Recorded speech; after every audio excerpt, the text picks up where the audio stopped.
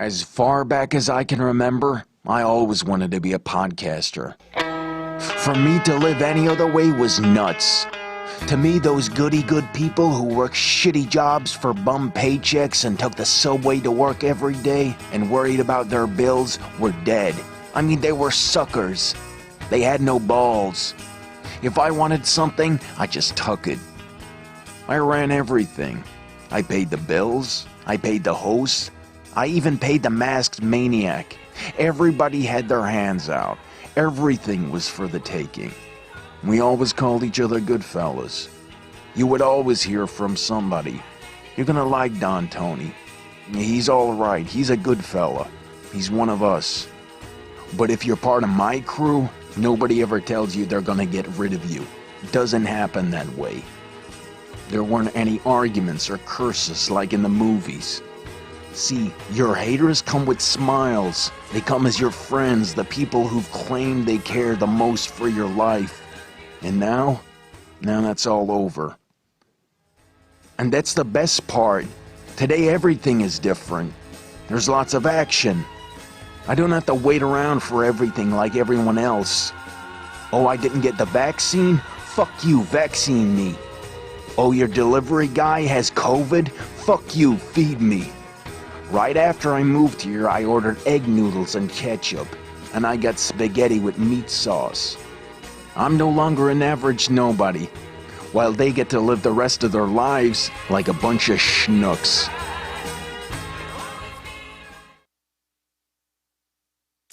Like every Monday night, you are checking out Breakfast Super Raw. Bon appetit, as Don, Tony, and Mish dish out their opinions about the world of pro wrestling, sports, news, and pop culture. Breakfast Super Raw. And now, your host, Mish and Don Tony.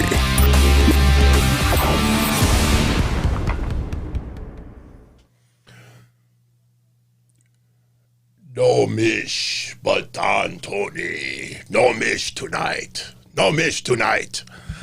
What's up, everybody? It's Monday night, April 26, 2021. Yeah, another impromptu solo show.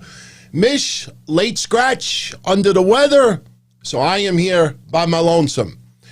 But, I know some of you are already aware of this. If you are not a normal viewer of the show I do Thursday nights, we're going to bring it here tonight. The wheel is coming out. Somebody's going to win big tonight. It's the return of Who Dat. We can leave that there. Is that a little annoying? You know what? That's all right. I think that's good. We'll leave it there for now. The return of Who Dat tonight. Oh, Sonya Deville. Lot of discussion tonight. Sonya Deville. What's going on with Sonya Deville? You don't remember conversation we had on a Friday, probably about a month ago. WrestleMania is over. The draft, we got to shake it up. They need somebody on Raw. They need somebody on SmackDown. And they wanted Sonya Deville to be more involved on TV in the women's division. So tonight, this was the beginning of Sonya Deville, little power grab, women's division. Maybe, if it works strong enough, they will have Adam Pearce stay on one brand, Sonya Deville stay on another. I thought it was good. Sonya Deville is doing a fine job. And I liked the interaction with Mandy tonight. Gave me shades of Teddy Long. Whenever Teddy Long would reprimand someone, you, player, you're going to take on The Undertaker. That was the punishment. Taking on The Undertaker, getting your ass kicked. So I like it. Charlotte, all I have to say is, you like her teeth? You like her teeth, everybody? I'm not going there with the Dave Meltzer stuff. He dug it. Let him dig himself out of it. When it comes to digging holes, little private joke, when it comes to digging holes, I stay clear away from digging holes. I think Charlotte looks beautiful. You're not going to hear any complaints from yours truly about Charlotte. And guess what? I thought she sold quite a bit tonight for Mandy Rose. Get used to her character. I mean, she's going to hold the record. She's going to have more women's championship wins than Ric Flair had heavyweight championship wins. Charlotte, whether you like her or not, is pretty much the #1 woman in wrestling. I know you could kind of like flip-flop her and Asuka, but Charlotte, with the gift of gab, I think that puts her a step above Asuka. And yeah, you know, and you see her on TV all the time, and I'm sorry for repeating myself. This is the Brock Lesnar all over again. When people were online saying like, oh, Brock Lesnar, this sucks. He never shows up for work. He never defends the belt. He never does this. Like, he was the one saying, Vince, I'm staying home today. Vince, I'm staying home next week. The fish are biting. I'm staying home the week after. That was WWE. So when you see Charlotte shoved down your throats, get angry at WWE. Don't get angry at her. Thank you, Crazy Cruiserweight. My brother. Not only does he give us results for main event, he actually buys me a coffee in the process. Drew Gulak over Akira Tozawa. Why does this seem like Groundhog Day all over again? Feels like we've seen a lot of matches with Akira Tozawa and Drew Gulak. Mustafa Ali over Ricochet. Thoughts of the Steve Austin, Roddy Piper A&E stuff. Love it. I love it. A lot of the content, when you're an old person like I am, almost everything that you see on the content is pretty much already common knowledge. You know, hearing the voicemail call to Hogan was really, really just, you know, it sucks. It's sad. It's depressing. It is what it is. But see, I have brought this up before. I don't remember what year it was. Why do I keep thinking like 1999 or 2000? But we had biographies back then. And, you know, when you realize we're 20 years later than those biographies, I mean, it brings back a lot of memories. I mean, the biographies when they came out around the year 2000 were incredible. And these are that much more. I mean, you know, it's tragic that Roddy Piper passed away at such a young age. It's tragic that Randy Savage passed away, I think, in a young age. And then, you know, you think about it, we got Dark Side of the Ring coming around the corner. And by the way, today, MLW announced their start date on Vice. I don't have the details in front of me. I think it might be May 5th. But, you know, what people need to understand about MLW on Vice is their tapings in Philly, I don't think are until July. So from May until July, you know, what you see on Vice might be a little bit get to know MLW a little bit. But the biographies are wonderful. They're sad. They're tragic. And even when they do a biography on someone who's alive, you know, someone gets up there in age, it gets sad that your favorites pretty much no longer compete in the ring. That's why I say, as much as some people want to joke about Jericho's physique or others, you know, Matt Hardy, appreciate that these guys can still do it. Because 5 years from now, the landscape of wrestling could be, you know, significantly different. It's not guaranteed that wrestlers will stay in wrestling. Injuries can happen. You know, they could screw up their personal lives. Bigger and better things could happen. So enjoy it as much as you can, because, you know, tomorrow is never guaranteed. And Chris Silver, shout out to you, my friend. Chris, what does Chris have to say? Chris says, For a pay-per-view called WrestleMania Backlash, so far there's no rematches for WrestleMania, but only the exception of Drew and Bobby, but Braun. Can I talk about this main event tonight on Raw? So stupid. So stupid. I mean, at least we didn't get... we had Lashley's music hit right before we were going to get the choo-choos. But what a dumb main event. And I'll tell you why I thought it was so dumb. You got T-Bar and Mace once again interfering in the main event. This reminded me so much of when Bobby Lashley told the Hurt Business, well, Cedric and Shelton, when they were still part of the Hurt Business, that I don't need your help. I don't need you out there. So why would he be pissed off that they were banned from ringside at WrestleMania? And I'm just talking storyline. You think about it. Lashley already told them, I don't want you. I don't need you. Okay, they're banned. Why would you be angry? You got what you wanted. So tonight, Bobby Lashley is pissed off that WWE would disrespect him to dare make it a three-way at WrestleMania Backlash. MVP cuts a promo that giving us the whole history lesson. Braun could pin Drew and become the champion. The Almighty doesn't even have to be pinned and lose his championship. So if you think of that suspension of disbelief, why would T-Bar and Mace get involved in the main event where Braun Strowman could win the match?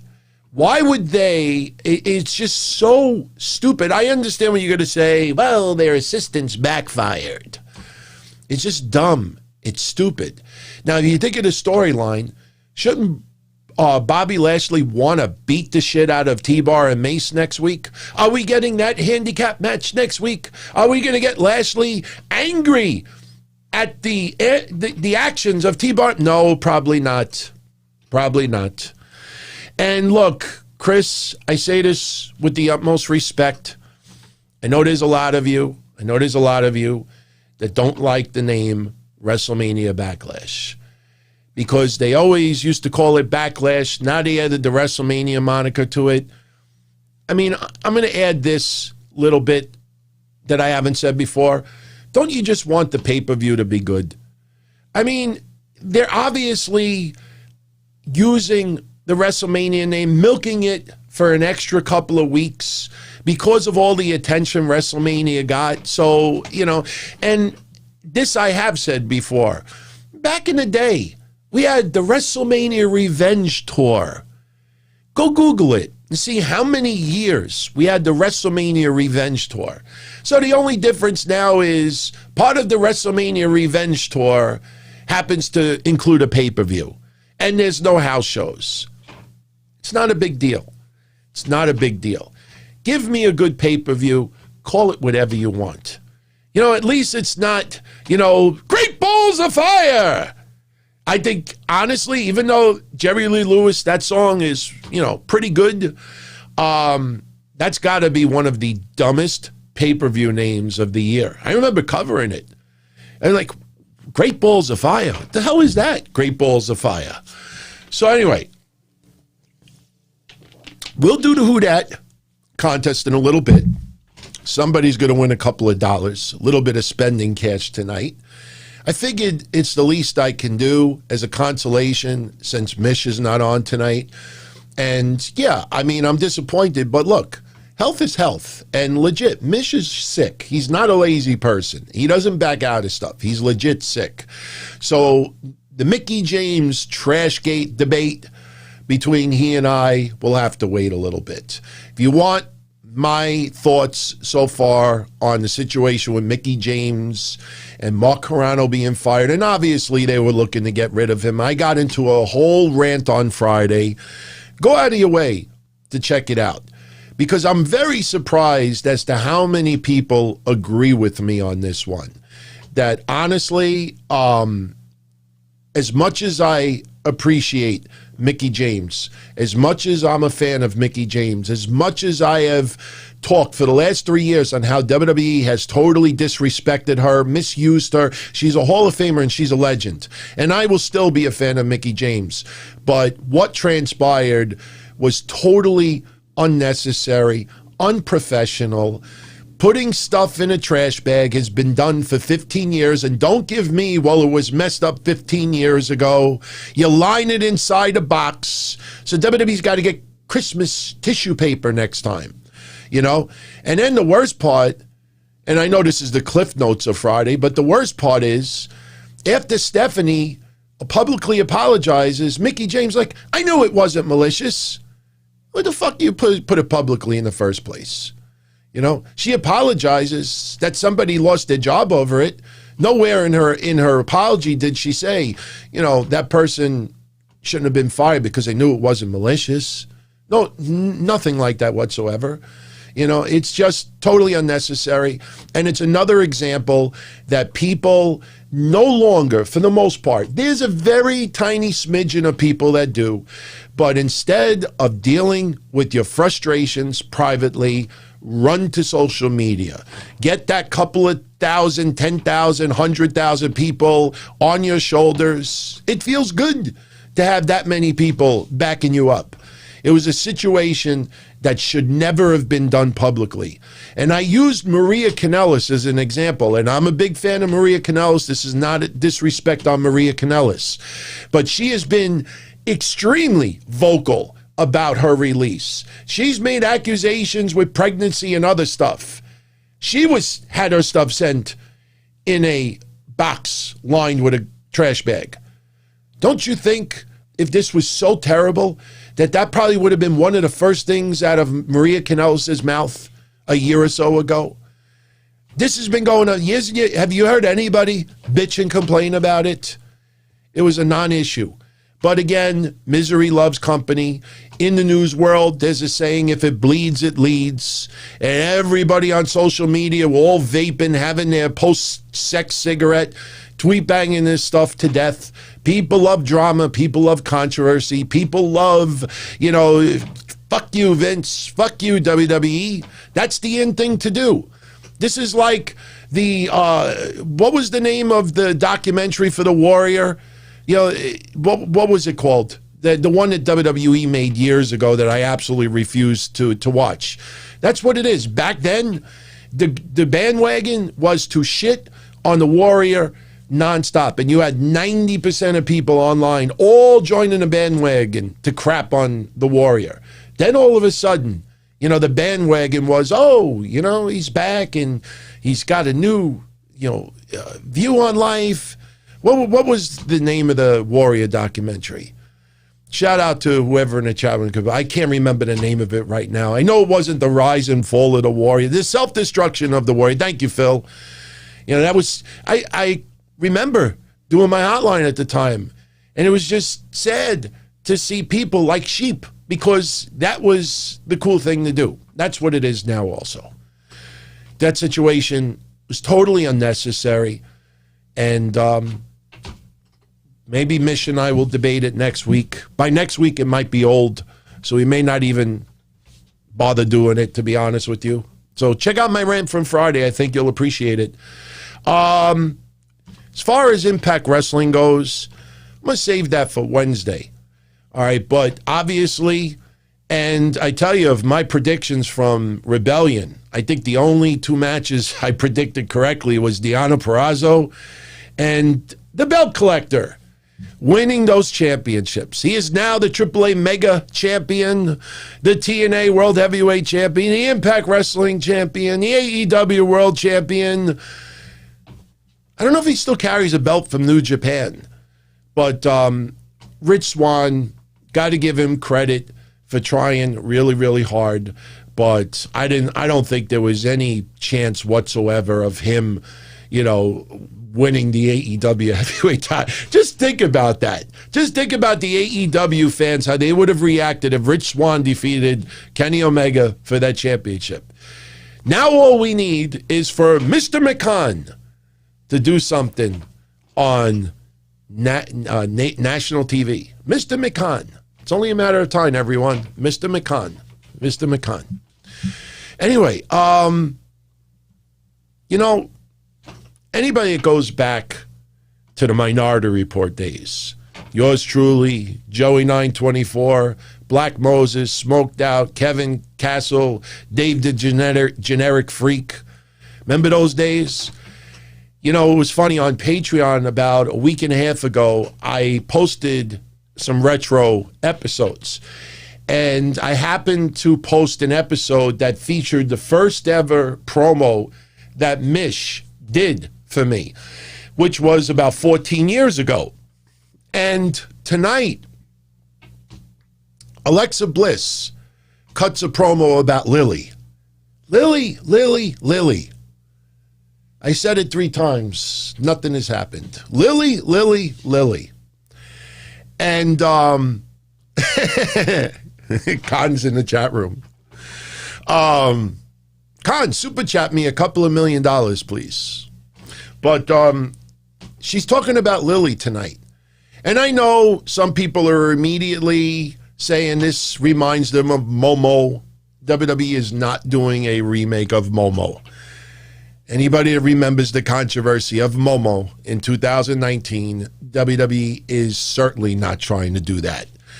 But I tell you, the trolling tonight really, really, really gave me a flashback. If you saw this tonight, oh, Benjamin, thank you. Thank you, my brother, because you're the 3rd or 4th person tonight that said, dude, you posted that intro 10 days ago and they do that shit tonight. That was just weird. It's just coincidence, but it's weird. For people that don't know, you know, tonight when Alexa Bliss, she had Lily, she did a little segment where we saw fish. We saw trees and flowers. And she's telling everybody, relax. Take a breath. Inhale. Exhale. Inhale. Exhale. And you know, soon as I heard that shit, you know I had to take this out of the archives. And I'm sorry, the audio quality is crap. I didn't have time to find the original. But if you think about that segment tonight, seriously, this is Mish's first ever intro for me from 14 years. Not the full intro. It's only the first 20, 25 seconds of it. But you'll get exactly where I'm going with this. So again, Alexa Bliss tonight. Relax. Take a breath. Inhale. Exhale. Inhale. Exhale.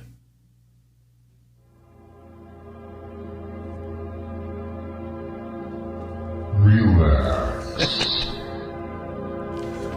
Close your eyes and breathe deeply. Breathe in. Breathe out. Relax. Breathe in. Breathe out.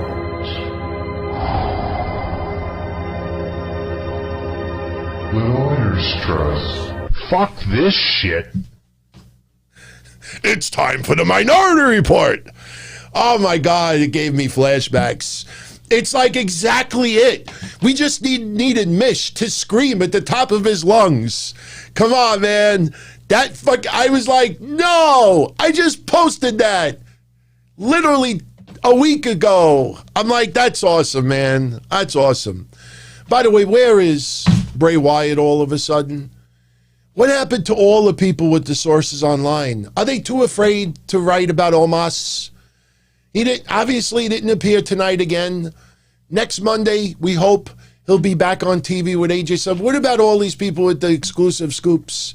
Are they that petrified to write about it? That's all I have to say. Ah, that's memories, man. Mish, I freaking love that intro, but that's classic. That's classic. Look, overall, the Raw episode tonight, you got Braun Strowman wrestling 3 matches. I don't mind Braun Strowman being in this main event at WrestleMania Backlash. And we talked about it after Mania, that there could be a three-way. Did I think it was going to happen? No. But, again, the whole setup for tonight was stupid. It was absolutely stupid. If there was any consolation tonight, what the hell's the name of it? Because I always draw a blank. What the hell was his name? Oh, no. I got to pull it up. Oh, yeah. Did you ever think we'd see this reference on Raw? Ricky Tikki Tavi, RKBRO, Randy Orton, and Matt Riddle. By the way, that license plate in the back, little kind of a tribute to Riddle, because he is a big Evel Knievel fan. So I figured, we'll post that plate for this week. But Ricky Tikki Tavi. No, that's not the name from that nucleus gem on it. Ricky Tikki Tikki. Can't you? No. That's an infamous cartoon. I think Chuck Jones. I hated his Tom and Jerry cartoons. Chuck Jones. He fucking redid Tom and Jerry in like the 60s and fucked it up. Tom looked like he was on some type of, spiced or, tampered catnip. Looked like a crackhead. Jerry Mouse, his head, he was on some type of steroids. His head was like 10 times bigger than his body. But we got RK-Bro tonight. I like it. But never trust the snake. Never trust the viper. Randy Orton ultimately is going to turn on Riddle. I like it for now. But he's turning on Riddle. Do you think they would actually do AJ Styles and Omos versus Riddle and Randy Orton? I don't know. You know what, Chris? I'm not going to lie to you. I honestly do not recall Ricky Tikki Tavi when I was a kid. I do not recall it. I mean, I know the story of Ricky Tikki Tavi with the mongoose and all that, but I honestly don't remember it. Yeah, a lot of people are saying it too. Chuck Jones's Tom and Jerry sucked. It sucked. The music sucked. My favorite part of Tom and Jerry, I can't believe we're talking about this, is the older cartoons. Whenever he would stand, like step on a nail or something, he would hold his mouth and then he would just yell at the top of his lungs. I'll always appreciate the guy on YouTube that did the best of Tom and Jerry, Tom screaming at the top of his lungs. Those were epic.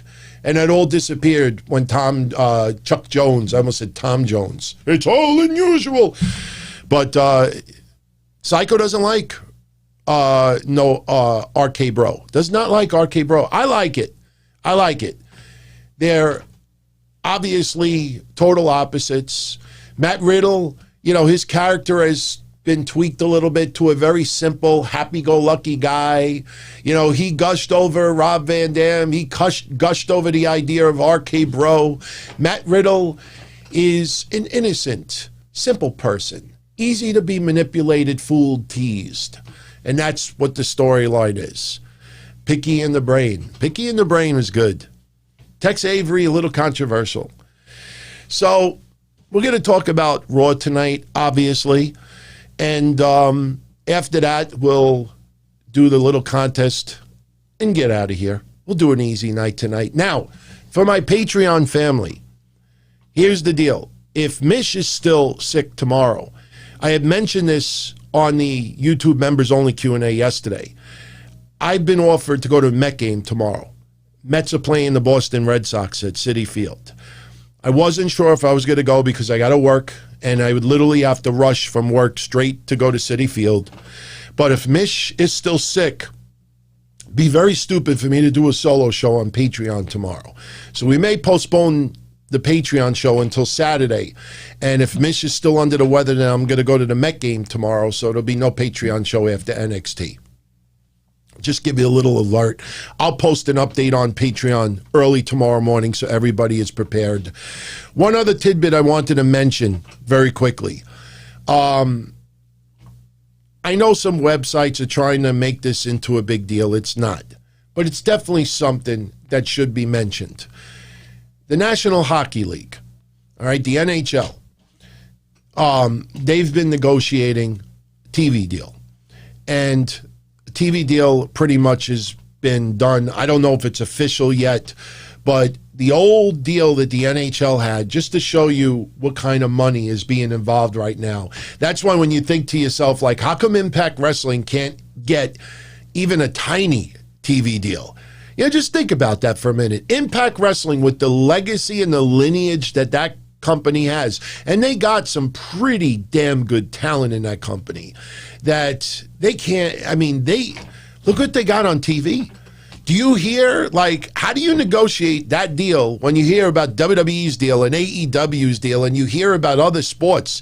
There's got to be a desire out there for wrestling other than AEW and WWE. But the NHL, their original deal, NBC Universal were paying them $200 million a year, and Disney paid them $100 million a year. The new TV deal has ESPN paying the NHL $400 million a year, and Turner will be paying them $225 million a year. So they more than doubled their revenue for the TV deal. Now, ringside news, the bottom of the barrel as far as news, just clueless morons there. They actually wrote today that NXT maybe could return to Wednesday nights. Maybe. What the fuck does that mean? How does NXT possibly going back to Wednesday nights based on ESPN and Turner doing a TV deal? If anybody wants to tweet bang fake news, tease that AEW may have a problem if NHL is going to be on TBS or TNT, you know, because hockey does take place on Wednesdays.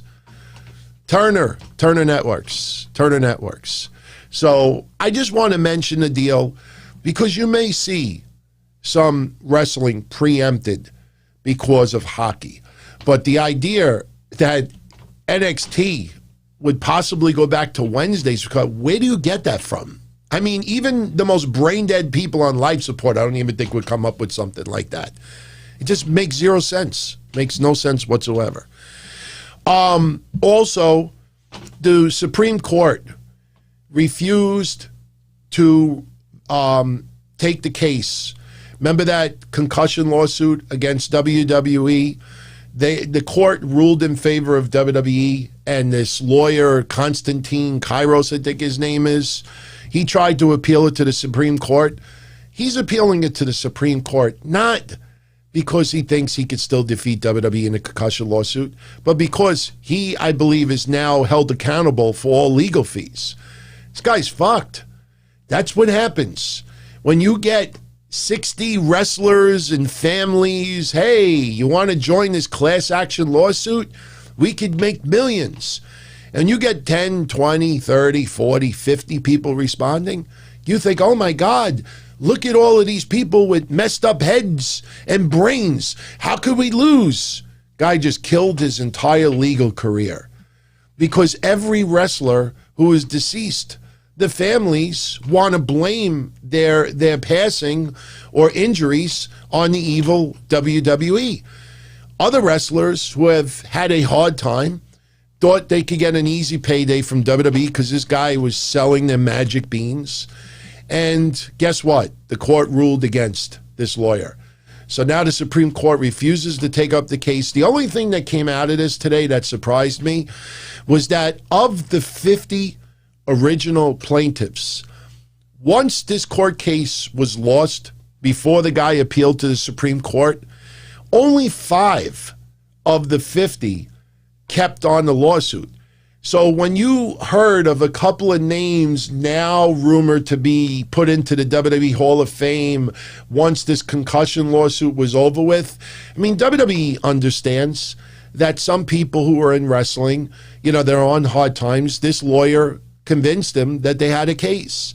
But Billy Jack Haynes, Russ McCullough, Ryan Sakota, that surprises me, Luther Reigns, and the wife of Viscera, they kept on the lawsuit. They still were a part of it. So, you know, now they pretty much shit out of luck. You know, it sucks. It sucks that there were so many injuries in wrestling, chair shots, concussions. But when you look at that original lawsuit and you see some of the names that were on there, that you look back at their career, they might have been in WWE for maybe a cup of coffee, and they were blaming WWE for their injuries or issues. So anyway, let's talk about Raw tonight. T-Bar and Mace. I got a kick out of people online saying, oh, what do you think of their new look? What do you think of their new look? Let's pay attention to Mace's face paint first. Mace, all right? What about that new look? All right? I want to show you a picture of Mace with the mask on. I know you really can't see it, but you see under his right eye, you see that whitish face paint? Let's go back to here. It's the same goddamn face paint. Do these people even pay attention? The only reason why you don't see the rest of it is because the mask is in the fucking way. These people on crack. It's the same face paint. Then we go to Dijakovic. T-Bar. All right? Go Dijakovic. All right, now let's pay attention of the eyes. Yes, there is an added stripe now, but I want you to pay attention to the eyes. Oh, look at that. It's the same freaking face paint. What are these people talking about? What do you think about the new face paint? I like the face paint that's going across his eyes. Do people even look? Do people even look? If he would have had that extra line of face paint wearing this mask, it would have looked goofy. It would have been right near the edge of the mask. So obviously they used a little bit of less of face paint because they had a mask. But people say, what do you think of their new look? What do you think of the new face paint? Pat thinks it's Ascension 2.0. So, you know, God bless everybody out there that says, oh, they're the new APA. Why? Because one is black and one is white. Oh, they're the new Powers of Pain. They're the new Demolition. They're the new Road. Somebody actually said Road Warriors. Because two big men in face paint. The Ascension. How's about it's fucking Dominic Dijakovic and Dio Madden? Why? Because they put a little paint on their face? That suddenly, nobody, when Dominic Dijakovic was NXT, Fight Forever, him and Keith Lee, I don't remember anybody saying, you know, he reminds me of Hawk or Animal or Warlord, Barbarian, Ascension #1. I can't remember the names right now. No, nobody said that. Because they put a little paint on their face. Stop. It's Dominic Dijakovic and Dio Madden. Can't compare them to anybody. Now, if they open up a booth behind the scenes and they're drinking beer and they're telling people to knock on the door, that's different. They steal Bailey's door and like ding dong, that's different. They're not the new Nation of Domination. They're T-Bar and Mace. A big white dude, a big black dude that have a lot of potential, that, especially Dio Madden, he's still learning. I mean, you never stop learning. But these two guys got riddled in a bad gimmick with Retribution. WWE had this obsession with doing an Antifa group, and it backfired. It backfired because WWE never realized that, with all due respect, if anyone out there that likes Antifa or may be part of Antifa or may have family and friends in Antifa, please do not get mad at me. But, what WWE failed to realize is that Antifa was filled with pussies. And most of those pussies always had to wear some type of outfits to block how they looked. And usually when they got arrested and you saw the mugshots, these were all total fuck-ups. And you have a monster like Dio Madden, Dominic Dijakovic, and I didn't see not one member of Antifa that was intimidating like that. I don't remember any reporter who ever interviewed an Antifa that did this. Those guys are monsters. WWE just, Connor and Victor. Thank you, Psycho. They're not Connor and Victor. They're just T-Bar and Mace. I don't mind the nicknames. I honestly don't. They're not the Viking Raiders. You could come up with every big man team in the history of wrestling. They're not like any of those guys. No, not at all. But they come out, they cut a promo. Braun Strowman, and that's another thing. Braun Strowman, oh, you're not going to say thank you for what I did for you last week? You had 7 days to ask him. Dumb. Braun Strowman, a thank you would be nice. Drew McINTYre, thank you. I sound Chinese more than Drew McINTYre. So what happens? Braun Strowman is still a little triggered. He's going to go out there and fight alone. So we get Braun Strowman versus T-Bar and Mace. It ends in disqualification. And then what happens? Drew McINTYre comes out, saves him. We go to a tag team match. And Mace and T-Bar beat Braun Strowman and Drew McINTYre by countout. Basically what happens is Braun Strowman is going to do his choo-choo bullshit. And at the same time, Drew McINTYre is outside the ring about to hit a nice clothesline. And it was T-Bar, I think, that ducked. And, it was T-Bar. He ducked. Drew McINTYre inadvertently clotheslined Braun Strowman. Well, Braun was not happy. So Braun gets the power slam on Drew McINTYre. And then you get Drew, I want Braun tonight. Says to Adam Pearce, yeah, we can make that happen. So, oh, God, that's nice. Now we get Braun Strowman wrestling 3 fucking times tonight. The main event, Drew McINTYre versus Braun Strowman. Added stipulation. And I think Braun kind of flubbed his lines originally because he did the WrestleMania, post the Raw after WrestleMania recap. Adam, who won that 3-way match? Well, Drew. No shit. That's why he's in the main event. And Braun is almost like, but who got pinned? Randy Orton was the one that got pinned. Braun didn't win, though. He didn't pin Randy. So basically, he wants the match tonight. And just like Drew, and if Braun pins Drew, Braun gets into the main event, well, the championship match at WrestleMania Backlash. So that's the main event what we have to look forward to tonight. By the way, I appreciate everyone who's done that already. And I'm sorry for being a pain in the ass, even though I only ask maybe once or twice per show. But if you're enjoying the show, I would appreciate it if you smash that like button. That helps the show more than you know. And as I always say, like, share, subscribe. So that's the main event we get later on. Miz TV, John Morrison returns after a little hiatus. No controversy behind it. And Elias and Jaxson Ryker are in the ring with Miz and Morrison.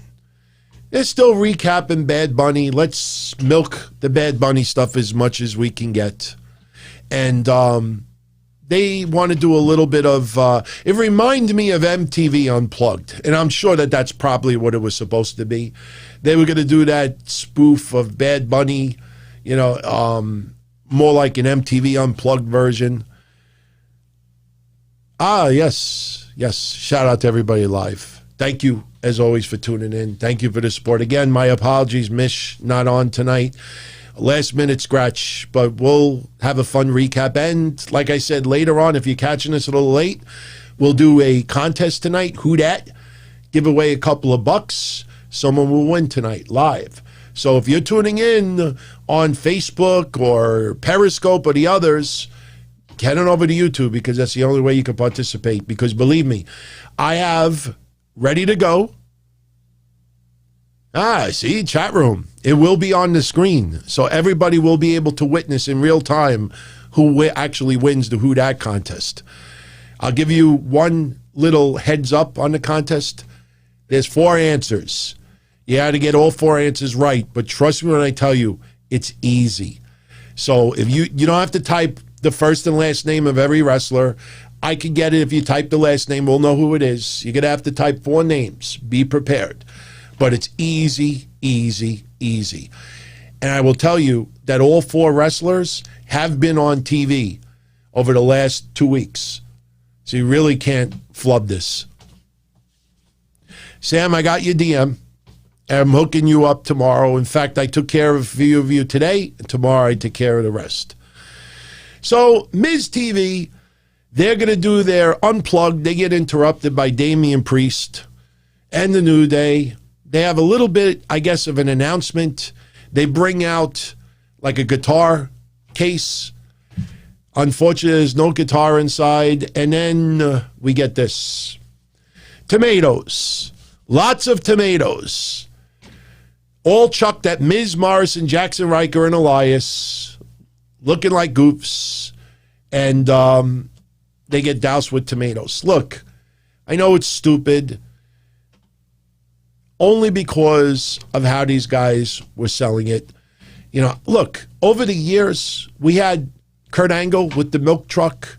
We had Steve Austin with the beer truck.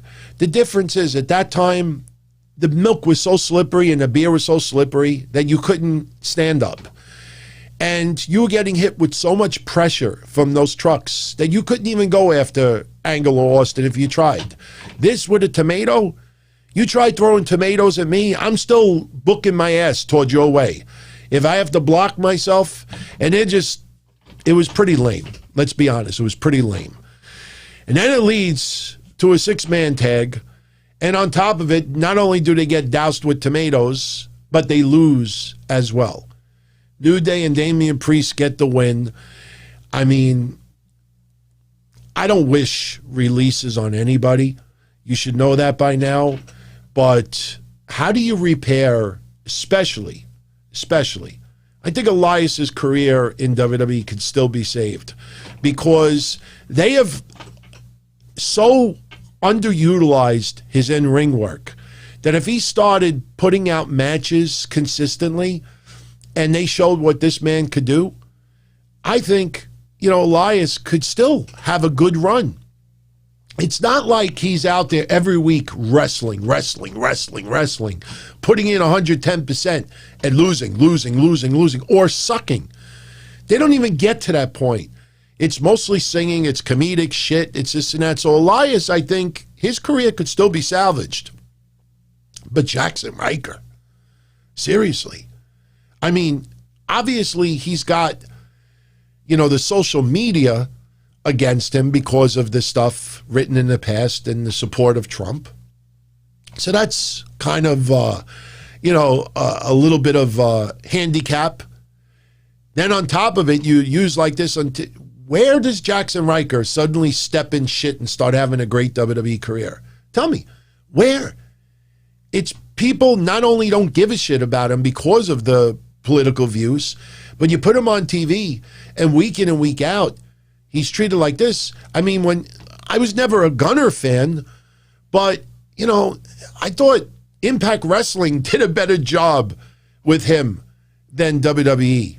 I don't know. I mean, if I was Jaxson Ryker right now, I mean, seriously, and I'm not trying to say this to be a jerk in any way, this guy can't be at home or in his hotel room. He can't be like hanging at home like, oh, that was easy. You know, hey, I'm getting paid, and that's all that matters. You know, I'm getting paid, and, you know, paid, made, and laid. He's got to be, like, thinking to himself, like, I got social media against me. I have no momentum as a wrestler. Like, he's got to be concerned about his future. Can't be that clear-headed that, oh, as long as I'm still hired and I'm making money, I'm here for a long time. Yes, I agree, Stephen. Elias needs a crowd. And that was the problem with turning Elias babyface when you still had a crowd. Elias, and I've talked about this before, Elias, by being a heel and having live crowds, every town was new material. If the town's or the state's baseball or football or hockey or you know, basketball team sucked, instant material. If you have a politician, an actor, somebody that everybody beloves, you throw a little knock at that person. If you have a competitor that your state that they're in absolutely despises, you bring up that competitor. Easy, instant material every single week. You made him a baby face, and the only people he can insult are the wrestlers. Pretty much. And when you have the same wrestlers coming out every single week against Elias, it gets boring and old very quickly. So, look, we're getting fans back. You know, all of that talk that we have already beat that to death. Fans will be back. July, August is going to be the time frame that you will have fans back on a regular basis. And I've brought this up before. And I think this is definitely worth bringing up again. You think of Impact Wrestling. You think of MLW. You think even, I don't want to include AEW because AEW was really selling well before COVID struck as far as attendance go. But when you look at Ring of Honor, Impact Wrestling, MLW, and these smaller companies, even WWE, I mean, before COVID hit, how many times did WWE, they would have a house show, or they have a Raw or a SmackDown, and the building would seat 10,000 and they only drew 4? I mean, you think about that. That was, other than pay-per-views or monumental, really big, special themed episodes, there was quite often that WWE wouldn't even fill half of the building. Remember Roman drapes that everybody would always bring up, where they had to drape off part of the arena because nobody would show up? So when you hear, and this is so important, when you hear that certain states say, wrestling or sporting event can have 50% capacity, think about that. A lot of promotions, including WWE, already only had 50% capacity. If they go to an arena that seats 10,000 and they only drew 5,500, that's only 55% of the building. So all you need is for things to go back at 50%. And for almost every wrestling company out there, that's their normal business. That's their normal business. Now, with the exception of Impact, when they would get a building that only sat 500, you would usually sell it out. You get a 3,000-seat little arena, and you sell 1,000 tickets. Even if there was a 50% COVID restriction, that's all you would draw anyway. So you don't need everything to go back to 100% to get regular crowds. So July, August is really the time you're going to see this. And thank God. Thank God. We're almost out of it, everyone. COVID will be around for a couple of years still, but the beginning of the end is here for the most part. It will not be a pandemic. It'll be a nagging virus going around that is not going to disappear for a couple of years, but for the most part, the pandemic that's causing everything to still be where it is, that will be done. That will be done. So, Xavier Woods, Kofi, and Damian Priest beat Jaxson, Ryker, Elias, and Miz. I have not heard anything with John Morrison with an injury, but I noticed they have been keeping him off a little bit. I don't know what the purpose, maybe because they want to do six-man matches a little more than often, that they didn't want Miz, John Morrison, and one other person. So this is what we got.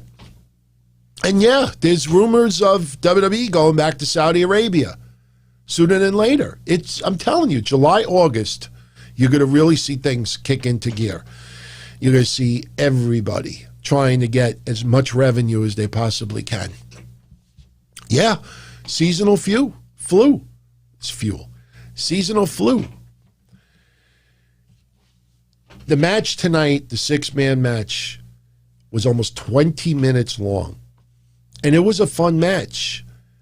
But in the end, look, Miz, I haven't watched that WWE 24 yet, but a couple of my friends watched it yesterday and today and said to me, DT, go out of your way to watch this. And I saw Cena wrote something. I saw other people that you would not think would have a lot of respect for The Miz also saying that this documentary is phenomenal. And I'll be honest with you, before I go to sleep tonight, I'm going to watch it tonight. And I'm really looking forward to it. Miz loses nothing by losing this match today, but it just continues the misuse of Elias and Jaxson Ryker. I honestly don't know where you go from here. I don't know. It just doesn't. I understand not everybody could get in the win department, but when you think about the fact that WWE is so with this 50-50 booking for years, what does that say when WWE has 50-50 booking and you can't even get 30-70 booking? That it's almost 100% of the time you lose. So I don't know where this guy goes from here. I mean, the comedy is fine and everything, but in the end, you know, put it this way, when this match was over, does it feel like Damian Priest is upped his notch on the WWE roster? No, he's going to be a huge star. Had a great performance at WrestleMania. But after this Raw match tonight, Damian Priest is no higher on the food chain to me. Kofi and Xavier have been up on the food chain for years and years and years. They don't go up anymore. The only thing this match did to me was take Elias and Jaxson Ryker down even further. So, now we get the return of Charlotte. And this is why I don't get triggered over storylines. I sat back for a week and watched people triggered over a suspension storyline, $100,000 fictitious fine. She's hanging out with Andrade. I'm not talking, I'll get into the Meltzer in a second, but people like, you know, oh, she's the center of this, she's center of that. Oh, she's going off TV for dental services. And within a week, she's back on TV and she wrestles and they do a storyline with Sonya Deville, has Charlotte paid a fine, has the referee apologize, Charlotte apologizes as well, and she's back in action. Adam Pearce later on is pissed off. Sonya, when were you going to tell me about this? I was looking for you, this and that. And basically Charlotte and Sonya sharing that little smirk after that Sonya took one for the team. I don't know why people got so triggered over this storyline a week ago. She's on TV. She's one of WWE's major stars of the women's division. You're not going to get your wish. And I know this is for a very small group that tune into the shows, but I apologize. But you're not going to get your wish. WWE's just not going to wake up one day and say, man, we're like shoving her down everybody's throats. This is Roman Reigns all over again. This is Brock Lesnar. No, I don't know what people are actually looking for. Nothing is going to change. Wait a week. I can see that, Chris. Wait a week. But the thing is that WrestleMania Backlash is almost around the corner. So she was never being pulled out of the storylines. Personally, what I think happened, this is what I think. Some of you that tune into Patreon, and even the Thursday shows know this. My father recently had major heart surgery, but a year and a half ago, he got veneers. And, you know, when you get veneers put in, you know, there is a process involved. And I don't want to say that Charlotte got veneers, but Charlotte had some dental surgery done. And the thing is that with dental surgery, you know, you might have stitches, you might be forced to take some time off. And it's really unknown sometimes. And I think the reason why they did the suspension storyline is because they were prepared for Charlotte to maybe have to take a week or two off. And rather than make her return and then disappear for a week or two, see, I'm not trying to compare Charlotte to Jon Moxley, but I have to bring this up. One of the biggest mistakes, and I don't fault AEW anymore, they're learning. On the job, they're learning. And as time goes by, they will, you know, avoid these mistakes. But when Jon Moxley was heavyweight champion and became Wrestler of the Year in almost everybody's eyes for 2020, everything about his role in AEW, he ate, slept, shit the AEW heavyweight title. He would die for that title. Everything was about that title. And when Kenny Omega beat him in whatever it was, November, around that time, and beat him, and they did the storyline where Jon Moxley got screwed. If you think of the whole Moxley character for that entire year, common sense storyline would be the first Dynamite after the pay-per-view, Moxley should have been the first person in the ring. I'm not leaving this goddamn ring until that son of a bitch comes out and confronts me, this, and that, because the whole storyline was that Moxley got screwed. And if they were going to give Moxley 2 months off, obviously they didn't want to advertise it because you think about TNT now. Now it makes sense. TNT does not like surprises with Sting and others because they want people to know about the surprises so they tune in. They don't even want a week to go by. They don't want the surprise, and then the following week the person's on. You saw that, and again, the fact that Tony Khan even addressed that tells you that that was a legit issue. So they don't want to advertise that Moxley's going to be off for 2 months. Winter is coming. Thank you, Sam. So they don't advertise it, but what they could have done was they should have had Moxley come out that Dynamite right after the pay-per-view and then just have an official come out, forcing Moxley to leave the ring. Moxley assaults an official, could have assaulted Jerry Lynn, could have assaulted a referee, and then we find out on social media that because of Jon Moxley's actions, Tony Khan has suspended Moxley until further notice. You don't put any time frame on there. Fans could think it's a week, 2 weeks, you don't know. But that would have made sense for the Moxley character because that title was his life. That you take it away from him and you screw him, that guy should have done like Austin, come in with the big giant truck, going through the building, breaking the barriers, getting to the ring. What do? He goes home and he hangs with his wife for 2 months. Personally, no issue with that whatsoever. Good for him. God bless them on the birth of their child coming. But as far as Jon Moxley, the character, that did so much damage to that character. He just disappears for 2 months. Could have simply did a suspension storyline as a reason to take him off TV. The suspension would have fit the character and it would have been fine. No, they just have him disappear.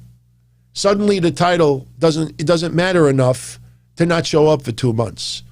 So Charlotte, even though it was only a week, Charlotte, because they thought she might have to stay off of TV for a week or two, we just brought her back.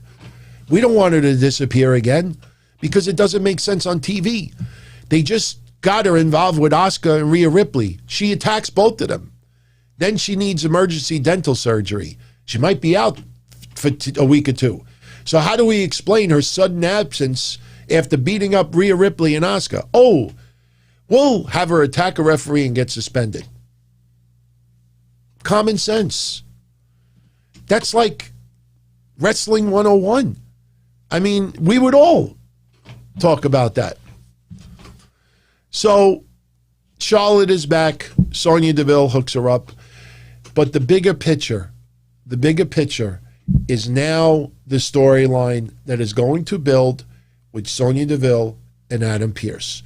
We talked about it a month ago when she thought that it was unfair for Robert Roode and Dolph Ziggler to defend the titles in a three-way. Remember that? And Sonya Deville is now going to start making decisions on her own. And obviously Adam Pearce is not going to approve of it.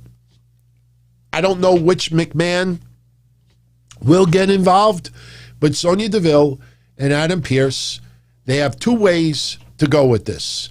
They could have Sonya Deville handle the women's division, or if they really want to take a leap, they could have Sonya Deville represent one brand. This way, when you do the shakeup, the draft, whatever you want to call it, you have somebody representing Raw and you have somebody representing SmackDown. And having Adam Pearce on one brand and Sonya Deville on the other probably makes the most sense.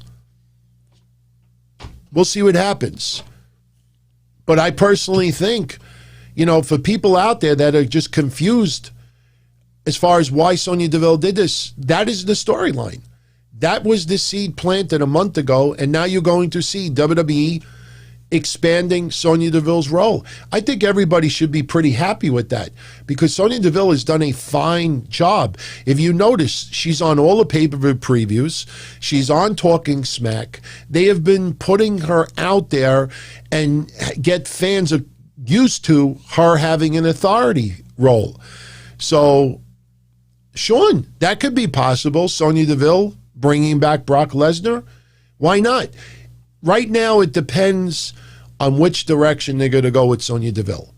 Are they going to have her focus on the women's division, or are they going to have her make authoritative decisions on both brands that ultimately leads to Adam Pearce handling one and Sonya Deville handling both on the other?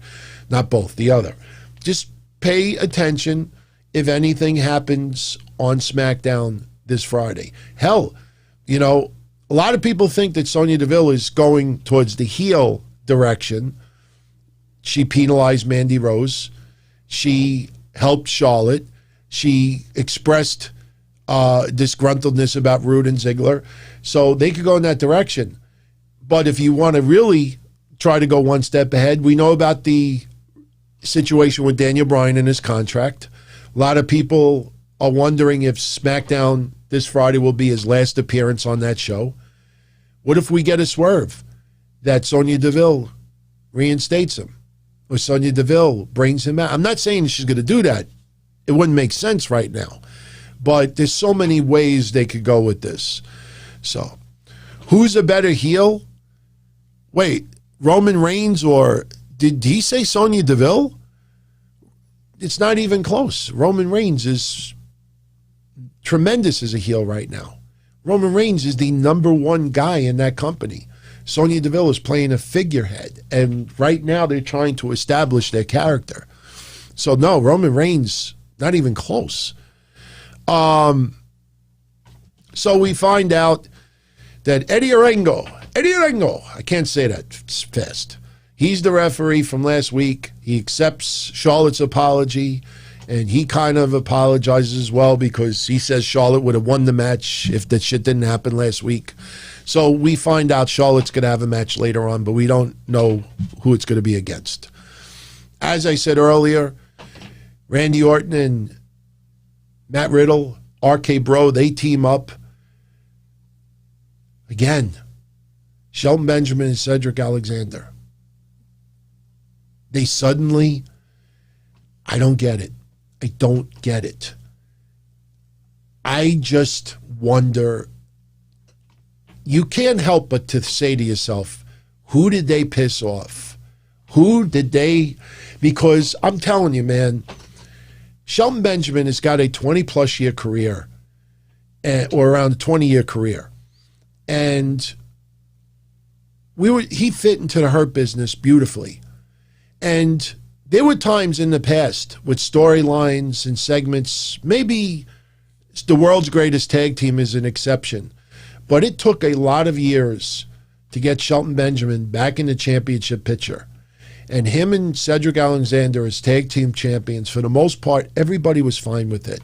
You didn't see people in droves, when are you going to drop the belts? They suck as champions. Why are they champions? You didn't see any of that. Cedric Alexander, every time I get the call, no one reacts to me at all. For years, can never get a crowd reaction. Yes, I know we're in Thunderdome right now, but still, this guy fit into the Hurt Business. It took a little while, but it clicked and it worked. So you got Cedric Alexander and Shelton Benjamin being utilized the best, arguably, in Cedric's entire career, and for Shelton in about 10 plus years. And then somebody just wakes up on the wrong side of the bed and decides they drop the titles, they leave the Hurt Business, they lose, they get squashed, they lose. That's not normal procedure I've been a wrestling fan since 1979, and I know it rotates a lot of times, and sometimes it's your turn to help elevate some others, and you go on a little bit of a losing streak. There's many wrestlers over the years who have got on that losing streak. Kevin Owens has been one. A lot of them been on losing streaks. This, though, feels deliberate, feels forced, and it feels, sorry, that the more people complain online, all right, the fans hate it now. Wait till they see what we do next week. Ha, ha, ha. I don't fucking get it. I don't get it. These two guys went from the top of the mountain, 6 weeks ago, to treated like the worst of the worst. Dana Brooke and Mandy Rose get utilized better right now. I don't get it. I'm honestly baffled at that. Steve Joseph, is a house show a non-televised wrestling show? You could call it that. You could call it that. For like WWE and AEW, it's sub-shows that they do when they tour. Obviously, you have their weekly television shows and you have pay-per-views. And you do house shows. And, look, over the years, WWE would test feuds during house shows. A lot of you younger fans out there, I don't know how you would have felt about this back then, but anybody that's been a fan for, let's say, 15 years or longer will know exactly what I'm talking about. You would read house show results. Raw would be on Monday. SmackDown would have a house show. And then SmackDown would have another house show, let's say, on Saturday. And maybe on Sunday. And you would hear Wrestler A taking on Wrestler B. Let's say Sheamus versus Randy Orton. And you would hear the house show results, and they would tell you how the match went down. And I'll give you a good example. Okay. Sheamus loses to Randy. I'm just making one up. Sheamus loses to Randy Orton. And Sheamus is pissed off. Sheamus demands a rematch. So they do a rematch, and Randy Orton beats him again. Couple of days later, SmackDown has another house show. Sheamus versus Randy Orton. Randy Orton defeats Sheamus. Sheamus demands a rematch. They grant him a rematch. He loses again. Day or two later, WWE SmackDown has a house show. Sheamus versus Randy Orton. And they do the same thing. And back in the day, when we used to read house show results, how many of you out there remember people writing, they did the same finish that they did yesterday. They did the same finish that they did early in the week. And then many times this would be trying to put it together so two people could have a match on a pay-per-view. So the house shows in many cases were to have people get experience, travel on the road, get their work in. They could test certain matches. They could test, certain attitude changes. They could test a lot of things. That's what house shows were for. And for AEW, I think more than anything, it's to get people work, and it's to make money. It's to make money. I mean, all the old news, if you look at Meltzer, whether you like him or not, you look at all his old newsletters, even now, I mean, obviously not in the last year or so because of COVID, but they would always show what the gate was. WWF went to Indianapolis, Indiana on Saturday for a house show. Gate, approximately $110,000. So that's pretty much what it would be.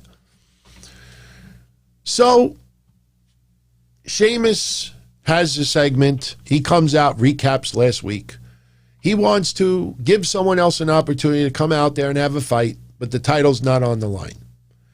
Humberto Carrillo comes out again, and we talked about it for a few weeks. The guy has built a lot of muscle, got a little facial hair that we were begging for, changed his hair a little bit, and now they're going to give Carrillo a little bit of TV time. Comes out again. This time he actually gets a little bit of the upper hand on Sheamus, and Carrillo walks off. So obviously this is going to lead to a match, Sheamus versus Carrillo. Do I see Carrillo winning the belt? No. But it's nice to see the guy back on TV. Some of it is his doing. But, Carrillo's WWE main roster career has not been that well received amongst the wrestling universe. Still remember his original debut, and people were making fun of his outfit, not understanding the history. Keith Lee, CMed, you should hear something very, very soon. Again, the health issues with Keith Lee, very personal. Keith Lee will be the one to talk about that publicly. Keith Lee is doing everything he can to return to the ring. So we should hear something very, very shortly about Keith Lee. So Carrillo looked good today with Sheamus. Lashley comes out there, cuts a promo with MVP, recaps WrestleMania, did exactly what he was going to do. I love that he showed respect to the fans. Because if you heard his promo, you heard him say that, he first time in a year performing in front of fans, and they showed respect for him. The night of WrestleMania, we talked about it, that he went to the side of the field and showed a lot of appreciation to the fans. I mean, really, really professional. But he's not happy about the idea that Braun Strowman could get thrown into the main event.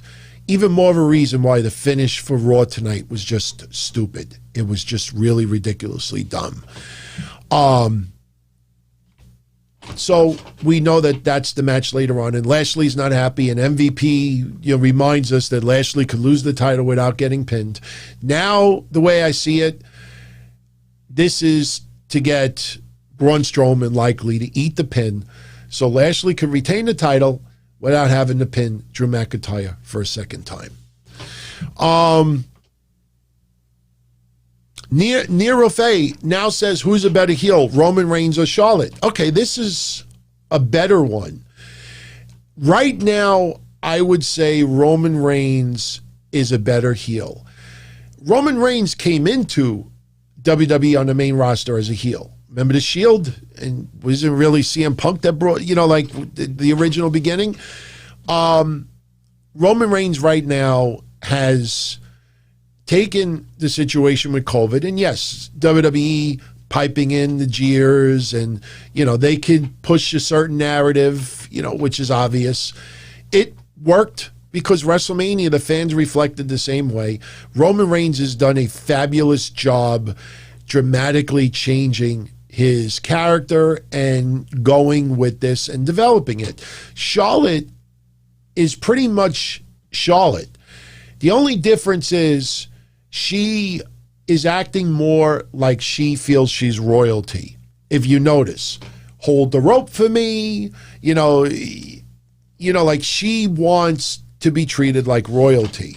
So Charlotte is great in a position, but Roman Reigns right now, I don't think anybody envisioned Roman Reigns to be this good in this position. So they're two totally different heels. I would say Charlotte is the number one heel on the women's side, and Roman Reigns is the number one heel on the men's side. So, we get rated RKBRO. I don't think they're using the rated part, but RKBRO beats Shelton and Cedric 5 minutes. Randy Orton cuts a promo earlier that he recognizes, Riddle's talent, and was not, might have taken him for granted last week, and is willing to team up for Riddle. Riddle is gushing over it. They're going to have a match later on, and after the match is over, Riddle wants a hug from Randy Orton. Randy Orton leaves the ring, and this is the oddball team. Some people may kind of compare it to Riddle and Pete Dunne. Pete Dunne, I don't want to necessarily say was a huge snake heel at the time, but Pete Dunne and Riddle was a little bit of an oddball tag team. And that sucked that COVID happened, because we never got to see what Riddle and Pete Dunne could have been as a tag team. Yes, early on we got some goofy shit, but for the most part, I was so looking forward to seeing Pete Dunne and Riddle as a tag team and see how far they could go with this. And it got cut short. So now they're doing it with Randy Orton and Riddle. There'll be some comedy involved. Ultimately, Randy Orton will hit the RKO on Riddle when he's not expecting it, and Randy Orton will once again show that he's the Viper. That seems like it's the way to go. But for now, no problems. It just sucks that they have to use Cedric and Shelton. I mean, what's next? Do they beat Elias and Jaxson Ryker? They're not going to beat the Viking Raiders. That would be pretty surprising, the way that they brought the Viking Raiders back. But you really don't have tag teams to squash. And if you notice, they're not even bringing like their lower NXT card names, because once in a while you would have somebody on the show that might have been a lower tier NXT person that couldn't even get on NXT television. Yeah, C-Med, wouldn't be surprised if Riddle gets RKO'd next week or the week after. I think this is done to buy time because Omos and AJ Styles are not on TV. That's what I think. I think this may last a week or two, get AJ Styles and Omos back, and then this is where you may see ultimately the split again. Rhea Ripley, Nia Jax, Shayna Baszler, they beat Asuka, Naomi, and Lana. More of the dumb comedic stuff with Nia Jax slipping and falling. Dana and Mandy come out again, and they're laughing it up. Rhea Ripley is all over the place right now, and this is because of the Charlotte factor. They weren't going to have Charlotte at Mania. Rhea Ripley had to take the role of Charlotte at Mania. Charlotte comes back, attacks Rhea Ripley, attacks Asuka, and we think, okay, now they start tweaking Rhea Ripley's character since Charlotte is back. So what happens? Charlotte, they take her off TV. Not necessarily, but storyline-wise, Charlotte is reinstated 6 days later, and Rhea Ripley cuts a promo today. Maybe one day our paths will cross again. And just think of that storyline. Charlotte beat the balls out of Rhea Ripley. Why wouldn't Rhea Ripley want a little revenge on Charlotte? One day our paths will cross again. By the way, here's Rhea Ripley. Yeah, see? There's Rhea Ripley. And that's Becky Lynch. Some of you said, DT, we need a little bit more of a women's influence behind me. I'm going to be changing up some of the pictures soon. I got some gems that I'm going to put up. But so tonight, Rhea Ripley kind of going back in the Charlotte role. This was more about having 3 champions on one team. And they get the win, obviously. Right now, it feels like they're going to have Shayna Baszler and Nia versus Naomi and Lana versus Dana Brooke and Mandy Rose at WrestleMania Backlash. That's what it kind of feels like. And that sucks because what happens with Natty and Tamina along the way? Are we going to get the WrestleMania rematch? Is it going to be a gauntlet match again? It just feels scattered. It feels like a mess. And Rhea Ripley tonight simply because Asuka is still technically in the picture. We may even get Asuka versus Rhea Ripley at WrestleMania Backlash. So you'll see Rhea Ripley's character be tweaked again. Once they cross paths with Charlotte again, that's when you'll see things really start to change. Right now, I think even Rhea Ripley is probably saying, like, you know, my character is not defined. Wouldn't say it publicly. She knows better. Alexa Bliss with the Lily that we talked about earlier. Obviously, Alexa Bliss is going to be competing in the women's division once again. It's going to be weird because Rhea Ripley's the champion. I don't see Rhea Ripley versus Alexa Bliss in the works. Asuka, that was strange, where Asuka, you know, was freaked out because Alexa Bliss was, you know, doing some Bray Wyatt antics, made Asuka look ridiculously bad. I don't know who Alexa Bliss will be going against first. But obviously, Lily is, telling Alexa Bliss she don't like any of the women, and this is to divert it. But, one thing I think you realize is WWE filmed a shitload of Alexa Bliss segments. All right? Rope change, cuts a promo. Rope change, cuts a promo. For all you know, these last 3 weeks of Raw with Alexa Bliss sitting on the rocking chair with the fucking puppet, those all could have been filmed in one night. So you realize we're 3 weeks removed from WrestleMania. The only thing Alexa Bliss has done is sit on a swing. So obviously the dress outfits have changed, but it's the same thing. How long does this keep going? Does it go past WrestleMania Backlash? I don't know. Maybe Bliss is in the ring next week. Could happen. But against who? Nikki? Got my family in Scotland. I mean, not for nothing. That storyline has been totally beat to death. Unless maybe Sonya Deville wants to punish someone else. Maybe Sonya Deville punishes Dana Brooke next week. She didn't punish Dana Brooke yet. So maybe next week. But then again, Sonya Deville could punish Dana Brooke by having her get squashed by Charlotte. The Fiend will be back. But as I said last week, pay close attention to the lack of work The Fiend has done over the last year. This might be one of those guys that just said to WWE a year ago, more than a year ago, look, I don't feel comfortable wrestling during COVID, even if he's fully vaccinated, because you look at the last 14 months of Bray Wyatt. I think didn't we talk about it like a week or two ago? We added up the number of matches he had, and it was like less than 10. I mean, the guy has hardly been used at all. You could add up on both hands the number of people that The Fiend has been in the same vicinity of. Very, very few people. You got to take notice of that because The Fiend, merchandise-wise, one of the top sellers. Still is. Fiend, one of the better characters. And look how they're not utilizing it. So something's up there. And nobody talks about it. Charlotte beats Mandy Rose in 4 minutes.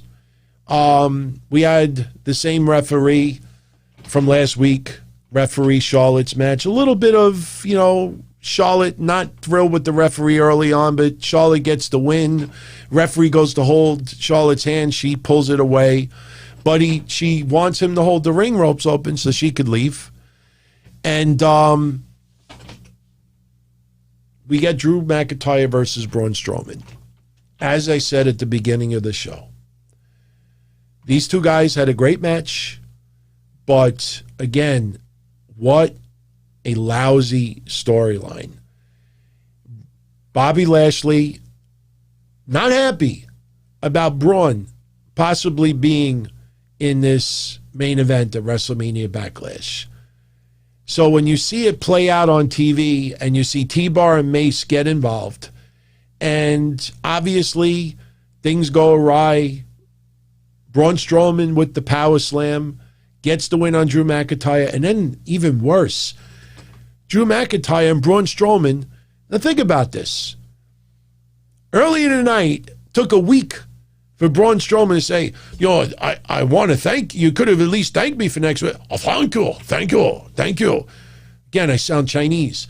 And then Braun Strowman power slams Drew McINTYre early on. Drew McINTYre inadvertently clotheslines him. They have a match. They beat the shit out of each other. Braun wins. And then Drew and Braun point to Bobby Lashley. Like, okay, we're going to be at the pay-per-view. We suddenly friends? This is really, really stupid, man. Really stupid. So, main event was okay. But again, you think of the storyline. Shouldn't Bobby Lashley demand to Adam Pearce next week that he gets, T-Bar and Mace? in a match because of what they cost him. Now he's in a three-way. It's just really, really awful, and it's stupid. And they're teasing T-Bar and Mace as part of the Hurt Business, but they're not. The fuck happened to Corbin? Talk about random dumb shit. You have Corbin a couple of weeks ago, no reason at all, and it was so bad that MVP had to go on social media and say, Baron Corbin is not in the Hurt Business. I repeat, Corbin is not in the Hurt Business. This show fell flat to me, in my opinion. You look at the night, it didn't help anybody. I think maybe Bobby Lashley's promo was fire, and the Riddle and Randy Orton is probably my highlight of the night, even though we know where that's going to end up going. Humberto was cool to see, getting a little bit of momentum, but we know what the outcome is going to be there. So that's our episode of Raw tonight. Not a bad show for Raw standards. We should be prepared for this now, but we still keep the faith that it's going to be a good show. It's going to be a good show.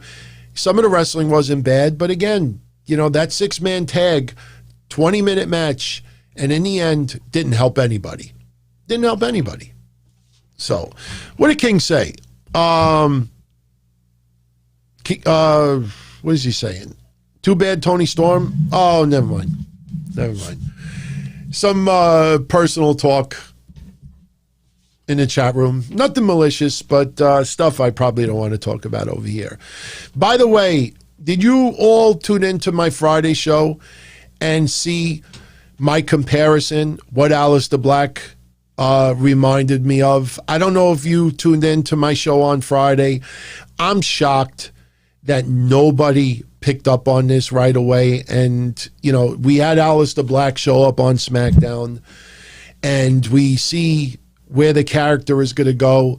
And when I saw that, I knew it reminded me of something, and it hit me and tell me he doesn't look exactly like Joseph Seed from the Far Cry games. I think it is spot on. It is almost creepy how great they look side by side. I don't know if that's what it's going to be, but look, even Joseph Seed has the book in front of him. So we'll see if it goes in that direction. But I was shocked. Nobody brought that up. We were talking about it Friday. So this Wednesday, I will review NXT. For Wednesday Night Dynamite, I'll review AEW. We'll talk a little bit about Impact Wrestling's Rebellion and Kenny Omega, who will be wrestling for Impact in 2 weeks. And, as ridiculously stupid as this sounds, it is something for you to think about. Kenny Omega has several championship titles, which means eventually Kenny Omega is going to lose those championships. And the big question is, who does he lose them to? Sam, I know you don't miss the show. Much love, my friend. Thank you. Who does he lose them to? And I tell you, you look at Impact Wrestling's ratings. I am going to be it has been a long time since I was really intrigued of what Impact Wrestling's ratings were going to be. If you tuned into last week's show, I talked about the specific moment where Impact Wrestling's numbers started to seriously decline this year. And it was right around the time Finn Juice showed up, Taya Valkyrie left, and a few other things happened as well. But now Impact Wrestling, with Kenny Omega as the champion, it's going to be really interesting to see what these ratings look like on Thursday. If the ratings fluctuate 10, 20,000, and that's it, it's got to be a major disappointment for Impact Wrestling. For me, so far, all of this invasion, if you want to call, of AEW showing up in Impact, it has only helped one company, and that is AEW. It has not helped Impact Wrestling. In fact, I would dare say that AEW invading Impact has hurt Impact Wrestling because Impact Wrestling has no identity right now. I mean, a year ago, the biggest buzz was their Wrestle House. Remember Wrestle House and all the shit they were doing? Now, like, what's their identity? You have AEW stars showing up in storyline, and you never see Impact Wrestling stars for the last 6 months trying to show up in Jacksonville.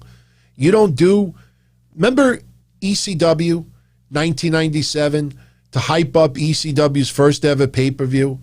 You had sitting at ringside, was it King of the Ring? Guys, gals, was it King of the Ring for the WWF? I remember British Bulldog, I think was around ringside. Was it JBL, Bradshaw, Justin Hawk Bradshaw? And you had sitting front row, Sandman, Tommy Dreamer, Paul E. I can't remember who else. Might have been Taz, possibly Taz. And was it, I'm trying to remember if it was King of the Ring. It might have been King of the Ring. And what happens? One of the WWF wrestlers went around ringside, and I think Sandman spit beer in his face and smashed the beer can. And I think Vince McMahon was like, this rival organization is, you know, they no-sold ECW, but that was the beginning of ECW getting the hype, their first ever pay-per-view, getting a little bit of rub from the WWF. And it wasn't ECW one night stand. This was in 1997. This was in 1997. This was right before ECW's first ever pay-per-view. And the point is, from the beginning, you had ECW showing up WWF TV, and it's ringside for a pay-per-view, and that was to get ECW on the map. So now you have AEW stars showing up on Impact Wrestling, Private Party, Matt Hardy, and others.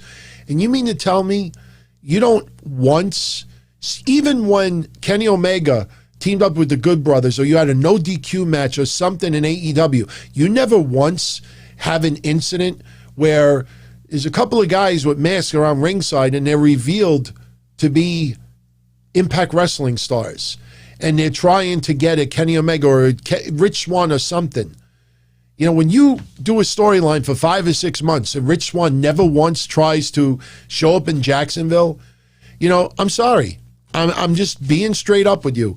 When you see today Sami Callihan and others doing this storyline on social media that they're all angry at Rich Swann for losing the Impact Wrestling heavyweight title, that is horrendously bad, because for 6 months, none of the Impact stars in storyline gave a shit enough where they tried to show up in Jacksonville to cause controversy, to screw up the show, to try to get at AEW stars. This storyline has only helped AEW. And look at NWA. NWA, they have every right to have AEW say, look, you know, we need you, you know, we want to do something on our shows to get a little bit of a buzz. And I'm sure you're going to see 1 or 2 wrestlers over the next 6 months show up on NWA to have a couple of matches. I think it'll definitely happen. But you see what NWA is doing? They're back doing their shows. Let's focus only on NWA right now. Let's focus on us. Impact Wrestling, you know, it's like AEW wants to do so. Oh, sure, come in. Impact Wrestling has hurt their identity. And the worst part about it is they probably know that they have with this storyline, but probably feel that it's the best chance they have to get additional eyes on the product. MSK, the Rascals, gone. Taya Valkyrie, Frankie Monet, gone. You see, you know, what the Big Cass showing up was nice, but that's not going to be a game changer as far as the shows go. It just feels like, oh, what a nice surprise. So we'll see what happens. Thank you, Larry. He did a little research. February 24th, 1997. No. King of the Ring was the one. King of the Ring is the one I was talking about. If you guys have never seen it, you probably could find it on YouTube. It was really, really fun. because I was a diehard ECW fan, and it pissed me off that ECW wasn't getting it. My favorite memory early on with ECW was it Slamboree for WCW? WCW had a pay-per-view in Philadelphia. Might have been 1994. Might have been 1994. I don't think it was 95. I think it was 94. And they had a match, Terry Funk versus Tully Blanchard. It was Legends Night. And the crowd broke into an ECW chant. And it was so surreal. And if anybody followed my history shows at the time, you remember I played the audio of it. You had Gordon Soley and Bobby Heenan on commentary. And they were calling Terry Funk versus Tully Blanchard. And you hear the ECW crowd chanting, ECW.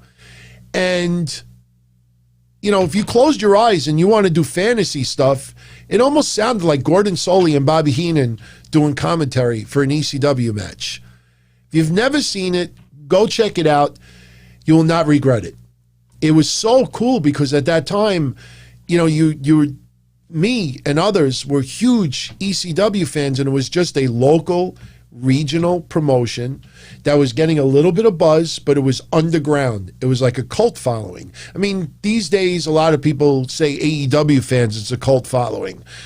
It's not a cult following. AEW is a nice alternative for WWE, but trust me, ECW in 93, 94, that was a cult following. So, yeah. So, anyway, I think some of you have been waiting long enough for the contest. Now, don't forget, as long as Mish is not sick, and he told me he felt better, but he's still under the weather, so that's why he's not on tonight. But remember, this Thursday, Mish will be joining me for Ask DT AMA. So this Thursday, the Q&A AMA episode, Mish will be joining me. So get your questions ready. That show's going to be totally interactive the whole night. Anything goes. Doesn't have to just be wrestling. And remember, we're going to give it away because we didn't give it away last week. Remember the NWO signed trunks signed by Eric Bischoff? This is an actual photo of Bischoff holding the trunks. These are the exact trunks. I got them from a friend to give away. No, they are not used. And no, I have no pictures of Eric Bischoff wearing them. Somebody is going to win it Thursday. Or you know what? Somebody may pass it up for cash once again. So that will be Thursday. Shout out to Reet90. Reet, haven't talked to you for a while. Hope you're doing well. Thank you as always for the support, my friend. Stay tuned because we're going to do a little contest now. Who dat, since you're all kind enough to stay up with me. We're doing an hour and 42 minutes, so it's good. We'll be done under 2 hours tonight. Get a little bit good night's sleep. So for everybody who is checking out the shows on other means besides YouTube, this gives you a chance to run over to YouTube. I know some of my regular YouTubers could be like, no. So here's the deal. This is how we're going to do this. I have the chat room. Let's pull you up. Here we go. There you go. I know your pictures are cut off. I did that so the print could be a little bit bigger. This is the chat room right now. And what I am going to do is I'm going to put on the screen 4 pictures. I know we did one not too long ago of Brandon Cutler, which was pretty cool because for a while, nobody could figure out who that was. But, you know, in tribute to QT Marshall, who dat? I've been calling him that for about a year and a half. I know he was a decent wrestler in Ring of Honor, but AEW treats him like he's royalty, and he generates some of the lowest ratings on AEW on TV. And, you know, I'm not a big fan of QT Marshall, the wrestler. Behind the scenes, the guy's a workhorse, does so much good for AEW, is one of the MVPs behind the scenes. Doesn't mean you should get ownership of the diamond cutter, get a girlfriend, get this, get that. And I'm not jealous. I could give a shit. I'm not a character on TV. You know what I got to do? Hang on 1 second, everyone, because I just realized that the bottom of this is cut off a little bit. We have to, there we go. All right, there. So this is exactly up to date.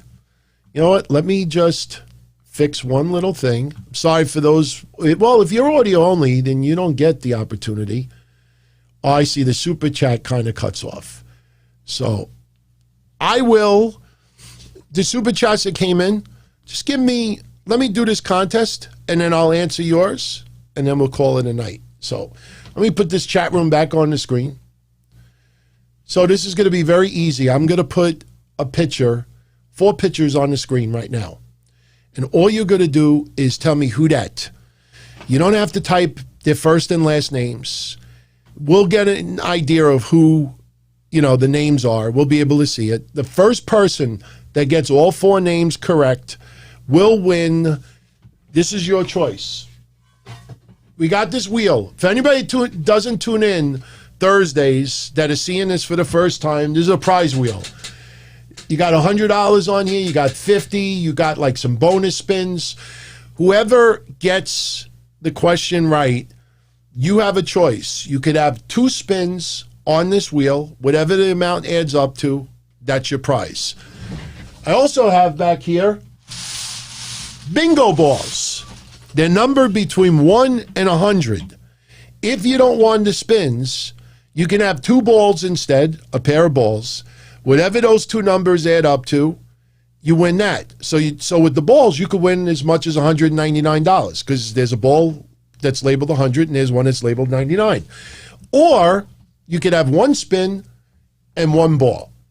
So your choices are 2 spins, 2 balls, or 1 spin, 1 ball. So get your typing fingers ready. In fact, the more I think about it, post their last names. I think the first names are a little bit too, generic. But, you know what? You could post the last names or the first names. I think, post the last names. All 4 wrestlers do have 2 names. It's not like one name like Kane. Actually, one wrestler may have had 2 names at one point, now only has 1. But so you got to tell me the names of all 4. So get ready. I'm about to put it on the screen. You have to tell me who that. The first person that you have on the screen right now that gets all 4 names right wins the prize. So good luck, everybody, and get ready to type. No, you post their last names. Post their last names. You don't even have to put the first name, just their last names. Tell me who that. Who that? These are 4 wrestlers who have been on TV over the last couple of weeks. Can't say what feds that they were on, but just tell me who that. Very easy. Someone will get it 1, 2, 3. So just tell me who's... Yeah, of course they're going to get it, Benjamin. You're definitely going to get it. I already gave you 1 hint. One wrestler pretty much only goes by 1 name right now and used to have 2. So let's see. Who that? Come on. That's not that hard. Somebody has a military career. That kind of should give it away a little bit. Oh, wait. Hold on. Wait, who is Ryder? I don't know who Ryder is. Nope, that's not it. Nope, that's not it. Oh, hold on. Nope, that's not it. Somebody. Nope. I see. Okay, we're getting close. Okay, I think we got. No. Okay, no, that's not it. Okay, we got. Wait, no. Nope. Still no good. Oh my God, the one that should be the easiest, nobody is getting. Holy cow. Come on. There's somebody that was on Raw tonight. I'm telling you, this has got to be him. The picture's got to be right. Nope. You know what? Since it's starting to go, I will go with 3 names. We'll do 3. So, hopefully I didn't screw up one of the 4. let's go back because we only have three people. I don't see anybody getting the fourth one, so it's possible that one of them might actually be somebody else, but I'm 99.9% sure that it's not. All right, let's go back. Let's go back. All right, so let's reverse this. Let's go back and let's see who got 3 of the 4 right, the first person. All right, so let's see. We got, let's see. I think we'll give it to SoFly. He got 3 out of the 4. He has Roderick Strong, who is the second one on the top right. That's Roderick Strong. Jaxson Ryker is the military. Thank you for your service, Jaxson Ryker. Even though our views are kind of a little bit different. You got Adam Cole in the far right corner. And, you know, it's possible that I made a little bit mistake over here, but the top left is supposed to be Matt Riddle. The top left is supposed to be Matt Riddle. Because, look, this photo has circulated of Matt Riddle in school. That's supposed to be Matt Riddle. But even if it's not Matt Riddle, which I'm pretty sure it is, he was the first one that got 3 out of the 4 right. Again, that's Roderick Strong on the top right. That's Jaxson Ryker on the lower left. And Adam Cole on the lower right. And I'm telling you guys, I'm 99% certain that is Matt Riddle. Yes. That's floating around. But even if it's not, nobody got that one right anyway. So SoFly was the one that got 3 out of the 4. So again, look, there's always the chance that people were posting the wrong picture of him. A lot of people said that it is. But you know what? SoFly got 3 out of the 4. So that's it. That's it. He's the one that got it. So SoFly, I know you could get in touch with me. Email me, dontony@dontony.com, and I'll hook you up. And again, look, even if we got 3 out of the 4, so nobody got Roderick Strong right away. I mean, I was a little surprised at that. Adam Cole does look like Adam Cole. So, all right. So even, VJ, even if that's not Riddle, it doesn't matter because 3 out of the 4 was enough. So, yeah. So Gregory says it's Ryan Bader. That could very well be. But there's a lot of websites that said that was him. So it's all good. It's all good. So 3 out of the 4 was fine. So, all right. So we could take this off the screen. Not bad. 3 out of the 4. So now, SoFly, you got a choice to make. Do you want 2 spins, 2 balls, or you want 1 and 1? So, yeah, David D, I was kind of thrown off by the armband tattoo as well, but there's a lot of websites that have that picture up, so it doesn't matter. It was 3 out of the 4, and he was the first one that got 3 out of the 4. So, Charlie Conway, if you emailed me in November, email me again. If I didn't answer back in November, there's got to be a reason behind it. So, we're going to leave the chat on. So, SoFly, what do you choose, my friend? You want the spins. Okay. So, here we go. 2 spins. If it lands on one of these plus a spin, you get an extra spin. Whatever the 2 spins add up to, that's what you get. And like I said, if you all tune in on Thursday nights, we do this also, and we have a lot of fun on Thursday. So I can tell you right now, there's never been a time where we did a picture who dat on Thursdays that it wasn't a person, but it's all good. Everybody was putting 3 out of 4. Nobody was getting Roderick Strong, which is surprising. But all right, let me spin this. Let me spin this twice, and whatever it adds up to, you get it. So good luck.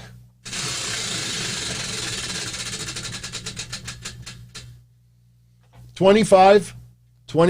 So you got a 25 so far. Do it one more time. Oh, sorry.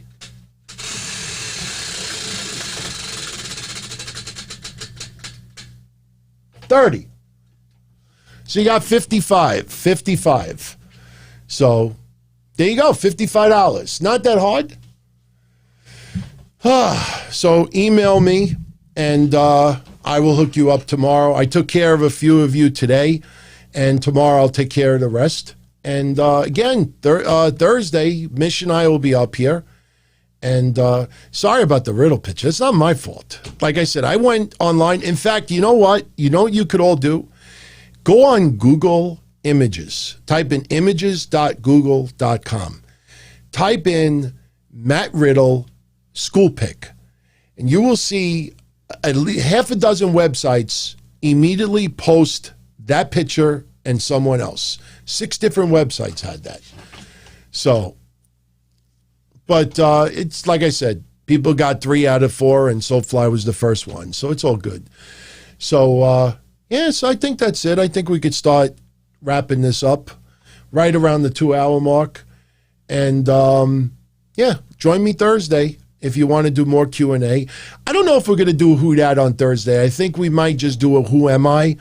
Those seem to be a little bit better, and you can't get a Who Am I wrong. So, and Mish, like I said, as long as he is well Thursday, he'll be joining me too. Chris Silva, what do I think of Bobby Lashley's title reign so far? It's only been like 55 days. You know what I mean? Like, WrestleMania took a lot out of a lot of people. Not just the prep and the wrestling and the storylines, but, you know, emotionally as well. And, you know, you know what? This is the best way I could put it. WWE Today, I happen to have this in front of me, so I might as well share it with you. WWE Today posted a top 20 list of the top 20 title changes, I think, over the last 10 years. I think that's what it was, over the last 10 years. And going from number 20 to number 1, I'll read them to you. And I'll explain why when we get to answer your question about Lashley. Number 20, Brock Lesnar, SummerSlam 2014. Number 19, and some of this you may disagree with. Number 1, I don't disagree with.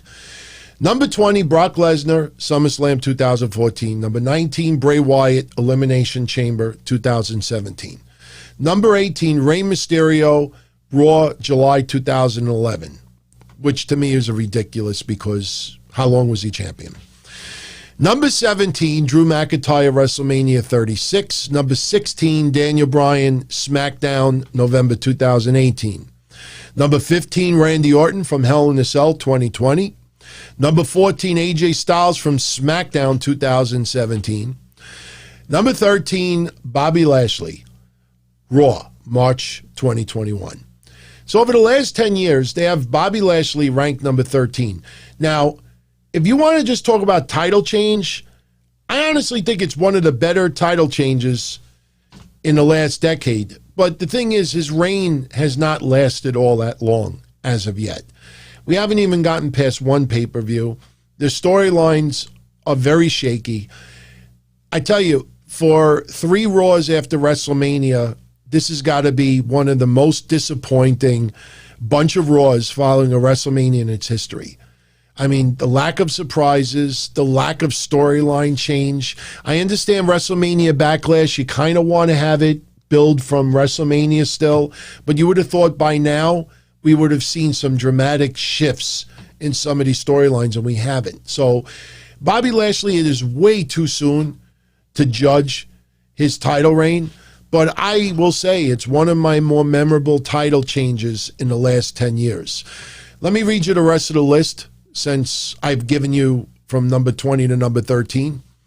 Number 12, Roman Reigns, Survivor Series 2015. I think that's when he pinned Moxley.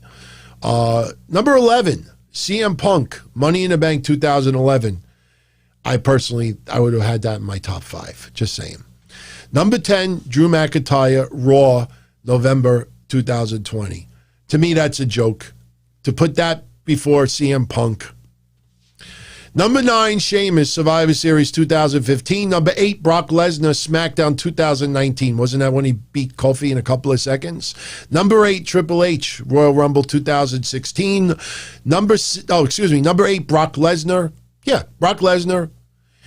Where did I leave? Okay, this is where I left off. Number 9, Sheamus, Survivor Series 2015. Number 8, Brock Lesnar, SmackDown 2019. Number 7, Triple H at the Royal Rumble 2016. Number 6, Jinder Mahal, Backlash 2017. Number 5, The Rock at the Royal Rumble 2013. I think that's when he beat CM Punk, if I remember correctly. Number 4, John Cena from the Royal Rumble 2017. Number 3, Daniel Bryan, WrestleMania 30. Number 2, Seth Rollins, WrestleMania 31. Number 1, Kofi Kingston, WrestleMania 35. That's your list. I have no problem with Kofi being number 1. I would have put Daniel Bryan number 2. I'm a little surprised Seth Rollins would be number 2, and I'm wondering if that was done. Isn't it interesting that Finn Balor's not even on this list? I would think that Finn Balor deserves to be on the top 20. So, when is the draft? When WWE announces it? We don't know yet. We don't know yet. So, as soon as we hear something, I will definitely keep you all updated on that. So, shout out to Reet90 again. Loyalty or death? You know how we do. Oh, thank you. He means loyalty for the shows here. Look, WWE, I'm surprised at how many people that really voice their displeasure for WWE programming right now, especially Raw. I think it was John Alba. I think it's John Alba. That's a name that you've all heard before. And I saw him write tonight that he cannot remember a time that he was this disinterested with WWE Raw. And I think Mark Madden was the first one to respond back, and he said, because the product sucks right now. And, you know, you see that more and more. And I will tell you, as much as I'm not happy with the product, I'll tell you one thing I don't like. I mean, I understand there's a lot of other podcasters out there that do recap shows like I do. But if you're going to hype up a podcast before Raw even airs, and you're already shitting on the entire show where we don't even know what happened yet, I think that's a little bit much. Because if it sucks that bad, I wouldn't even recap it. You know, if there's a promotion out there that I can't stand and it's that bad, then I just stay away from it. That's just how I feel. But you know, WWE right now, I think John Alba also said that it feels like they're just treading water. And that's actually a very valid point. WrestleMania came and gone. It was great to see fans back, but 3 weeks later, I mean, it just feels like everybody, look at everybody who has come out of Mania. Lashley has done next to nothing, and maybe deservingly so because of Mania. Drew McINTYre, I don't feel there's any momentum whatsoever. It feels like smoke and mirrors. Braun Strowman might have come out of wrestling. As weird as that sounds, doesn't it seem on Raw's side that Braun Strowman came out the best out of everybody? AJ Styles and Omos haven't been on Raw yet for reasons that I'm not going to talk about here. You look at everybody else, Rhea Ripley, her character is all over the place. Nia Jaxson, Shayna Baszler, that is a mess. Not necessarily their fault, but this excessive tripping and falling, and now Reginald is back. It just feels like a mess. Orton defeated The Fiend. I don't know. Maybe Orton? You know, maybe Orton. I think Braun Strowman has done better. He's going to be in the main event or the semi-main event for Backlash.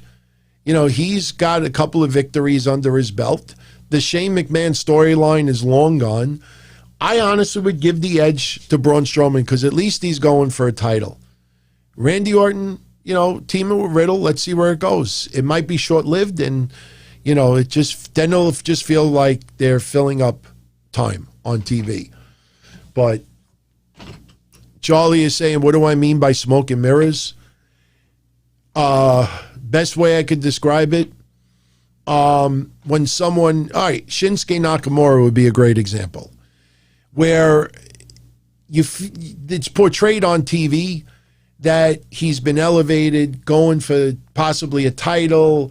When in January, the 1st of January, when I expressed frustration on WWE's misuse of Shinsuke, suddenly he started winning.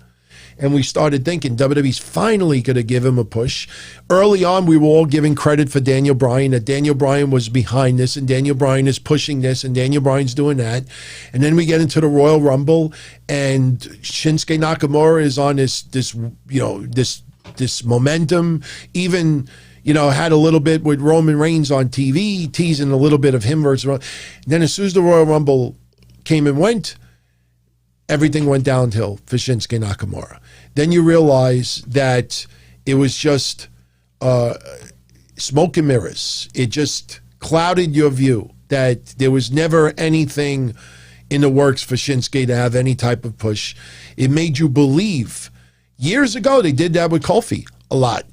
Right around the Royal Rumble, about a month before, Kofi would start getting, and this is early, this is before New Day, Kofi would get a whole flurry of wins. You think, oh, they're finally giving him a push.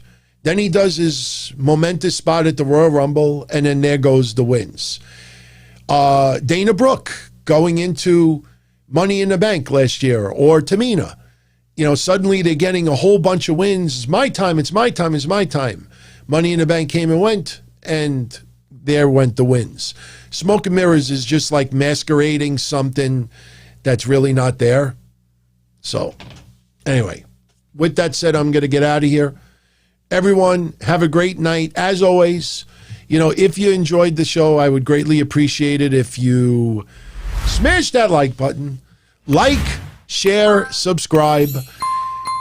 I will let everyone know on Patreon tomorrow morning if I'm going to be going to this Mets game. Like I said, Mish is still under the weather, and it would be really ridiculous for me to do a solo Patreon show because I know everybody enjoys when we do it together. We'll probably hold off on the Patreon show until Saturday, so Mish is better and we could do a full show. If he feels better tomorrow, then there's a good chance I won't go to this Mets game. But more than likely, that's what it probably is going to lead to. But I'll be here Wednesday night, 10:05 p.m. Eastern for Wednesday Night Dynamite. We'll discuss Impact's Rebellion a little bit. We'll break it down a little bit more, talk NXT, talk AEW. NXT, it's going to be interesting to see what they do with Adam Cole. There was a little bit of buzz earlier today because WWE put out new banners to promote Raw, SmackDown, and NXT, and Adam Cole was noticeably absent from the banner. Personally, I didn't think it was that big of a deal because the Raw banner didn't even include Asuka. And you would think, regardless if she's women's champion or not right now, Asuka is one of the top stars, period. So, but the Adam Cole situation is very interesting for a lot of people. He's going to do an interview, and we'll see where it goes from here. No idea what's going to happen with Roderick Strong. Has not appeared on Raw, has not appeared on SmackDown. Maybe he gets put back in a storyline in NXT. I have no idea. But we have Kushida and MSK teaming up to go against Legado del Fantasma, Dakota Kai versus Raquel Gonzalez. No, Dakota Kai versus Mercedes Martinez. Mercedes Martinez will win that. She will go on to face Raquel Gonzalez. On AEW side, you got, other than the matches they already announced, they added Darby Allin, defending the TNT Championship against 10. So some are looking forward to that. And, the hype for Blood and Guts, which is next Wednesday. So this will be technically the go-home Dynamite for Blood and Guts, which happens to be Dynamite as well. So it's going to be an interesting week as far as wrestling goes. The big challenge is to see if AEW can still stay over 1 million. I think this week they do. Just for the clusterfuck that is going to go down with the Pinnacle and the Inner Circle, I think that's going to keep a lot of viewers. And they got a couple of matches lined up. And Kenny Omega winning the Impact and TNA titles, there should be a little bit of buzz there. Maybe this week will be the first week that we see some Impact influence on AEW, that really means something.